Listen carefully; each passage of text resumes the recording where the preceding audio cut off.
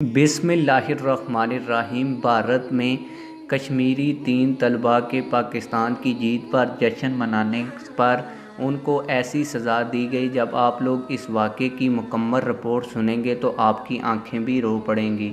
آپ لوگوں کو بتاتا چلوں کہ بھارتی ریاست اتر پردیش کے شہر آگرہ میں بغاوت اور سائبر دہشت گردی کے ایک جھوٹے مقدمے میں جیل میں نظر بند 3 کشمیری طلباء کے وکیل نے صحافیوں کو بتایا کہ 1 ہفتہ گزر جانے کے بعد بھی وہ ابھی تک جیل سے باہر نہیں آئے، کیونکہ کوئی مقامی باشندہ ضمانتی مچلکے پر دستخط کرنے کے لیے تیار نہیں ہے۔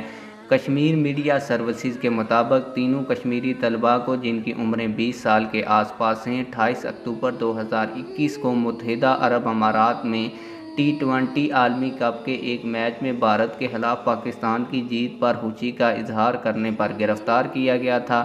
انہیں بدھ کو الہ آباد ہائی کورٹ نے ضمانت دے دی تھی۔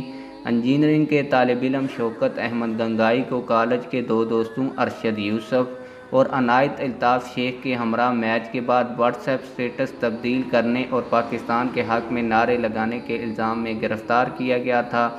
وہ راج پلونت سنگھ کالج میں پڑھتے تھے۔ طالب علموں کے وکیل مدہون دت نے سری نگر کے نیوز پورٹل کشمیر والا کو بتایا کہ طلباء کی فوری رہائی کے لیے یا تو اہل خانہ کو نقد ضمانت جمع کرانا ہوگی یا ضمانتی بانڈ پر ریاست اتر پردیش کے کسی مقامی باشندے کو دستخط کرنے ہوں گے۔